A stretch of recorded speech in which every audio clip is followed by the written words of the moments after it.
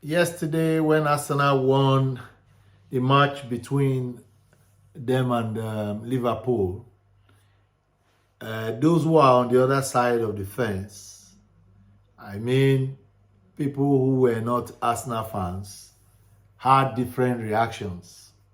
Yesterday, criticism from various ex-players who should understand football better, and criticism from pundits who either did not play football before in their life, but watch football like me and you, or people who have done different things with sports in the past.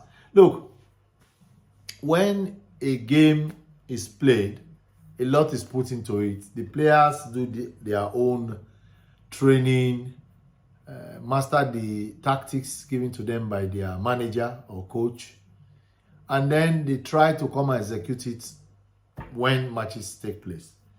Now, the same thing people do when they prepare for an exam. When you prepare for an exam, you put in every effort to read and try and remember.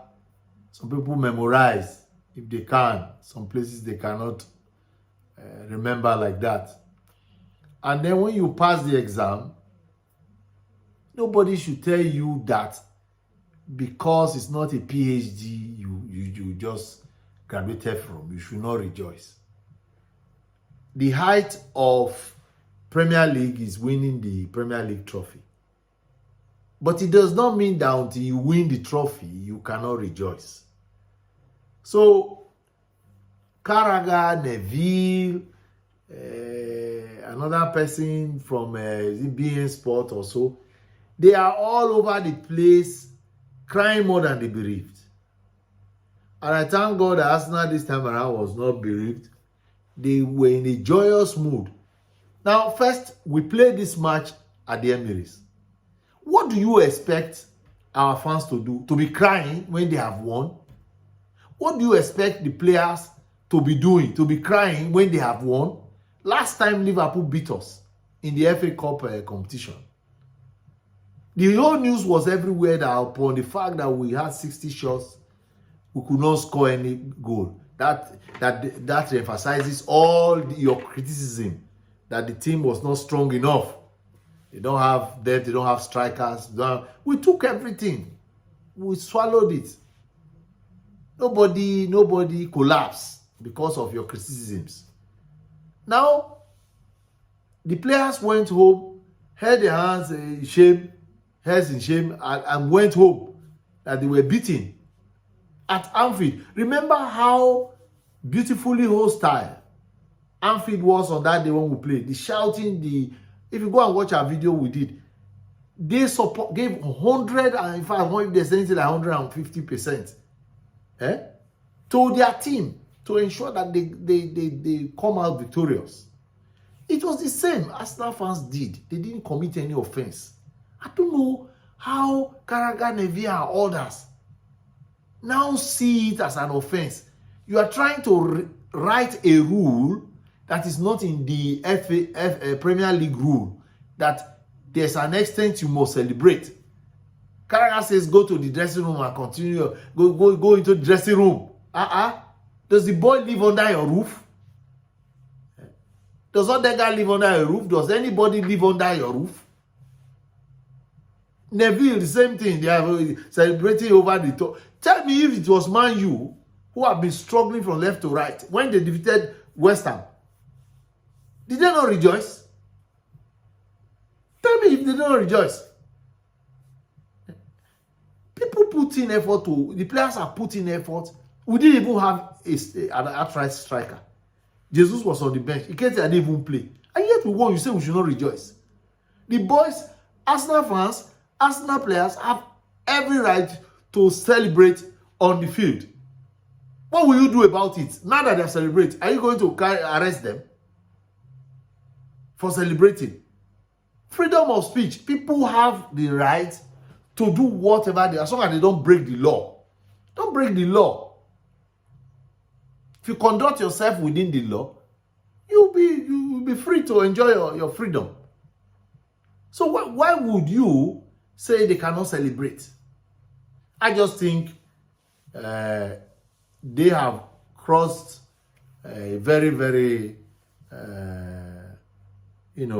thin line between celebration and jealousy. Yes, that's what I tell me to be. It's my own opinion. If you might not like it, yes, but that's my own opinion. Anyway, I won't dwell on it too much because our win is still in our pocket. So there's nothing anybody can do about it. If you say your team was better, you criticize, so you were better, and of course you still lost. Yeah, you have a right to say anything, but you can't stop people from celebrating. You are now gradually pushing an agenda where the FA will now sit one day and say, players, you cannot celebrate beyond this place. Those days when players celebrate, they will remove shirt and then they dance. Now, if you remove shirt and do all that, they give you yellow card. They give you yellow card. So it started like this. People pinching here and there, trying to curtail people's joy. No. Please, they should focus on punditry and allow players to celebrate the way they want. Other guy had to, when he was interviewed by Sky, he said, if you win a match and you don't celebrate, when then are you allowed to celebrate? You should keep your emotions, keep them, check them until you win the cup. Come on. This is what footballers do. They celebrate when they win matches. Get used to it. Now we'll move quickly to what Roy Keane said about Liverpool's defending. He said there was a bit of arrogance attached to the defending that Van Dijk did, because it's one of the best defenders in the world, one of the best defenders in the Premier League. He saw Trossard coming. What did he do? He saw Martinelli coming. What did he do about it? He did not do anything. He passively came out, tried to go shoulder to shoulder with Martinelli, but the ball stood his ground, and he has every right to contest on the ball because this is an opportunity.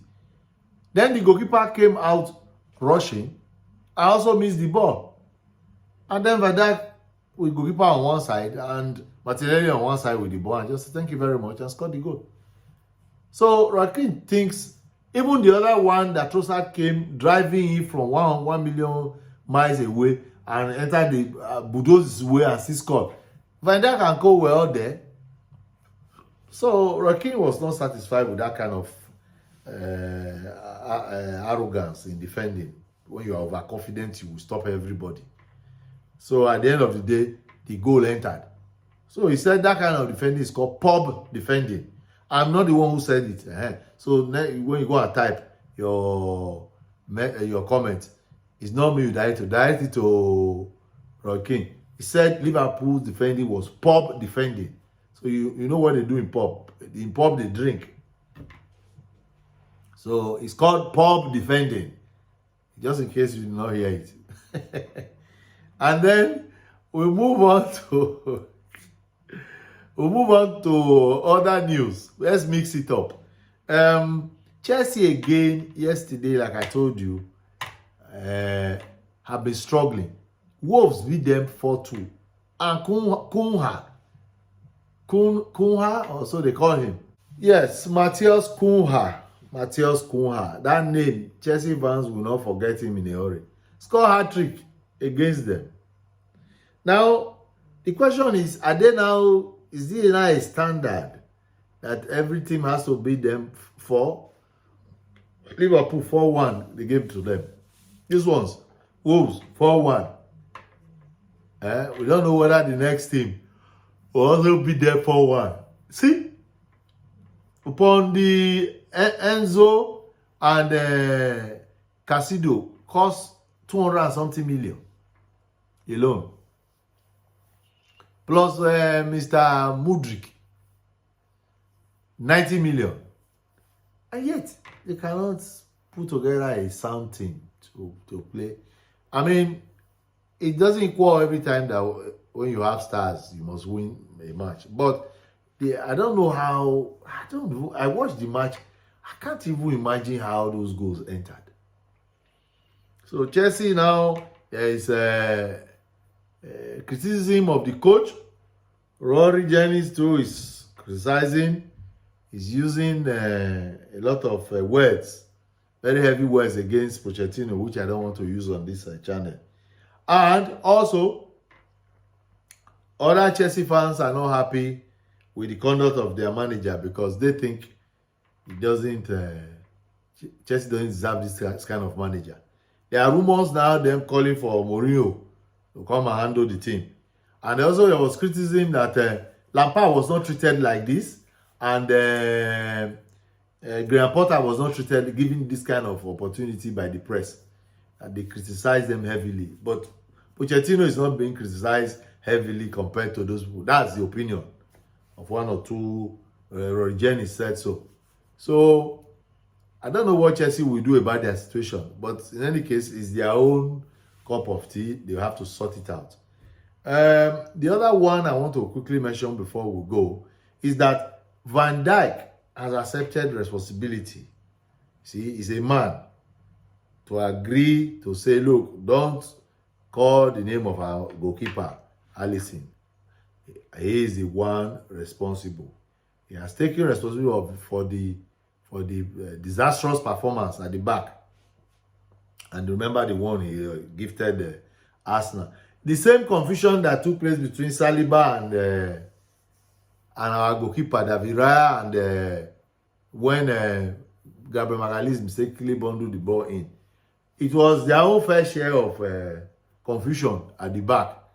So the confusion was shared, 1-1. But this time around, Van Dijk has agreed.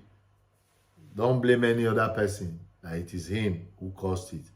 He will be forgiven because he has always been there for Liverpool, thick and thin, for a very long time now. So we don't have so much to say today. As at the time this match was, this video was being recorded, Man City has just hammered Brentford 3-1. Even though Brentford scored first, Mopé scored first, but there was no repeat of the past. Man City, Phil Foden scored a hat-trick to close the game beyond the reach of Frank, the coach of Thomas Frank, coach of Brentford, and beyond the reach of people like Ivan Toney. So today was not Brentford Day, today was Man City's day. Man City closed the gap with a game in hand, 49 points between them and Arsenal. Like, share, and subscribe. Do not walk up past this Gunners Lovers TV. I'm your host, Augustine. Jesus Christ loves you. We love you here on this channel. We thank all those who have subscribed. Please hit the notification bell so that when we release videos, you will be the first to, when we release videos, you'll be the first to get them. And also remember, share this video to your friends. Help us to hit the 1,000 mark for our subscribers, so that we can do a live session and all those who have been interacting with us on the platform can actually interact with us on a live platform. We are promising to do that if we hit 1,000. So help us share it quickly so that we can do it. I'll see you in our next video. Continue to enjoy the win of Arsenal against Liverpool.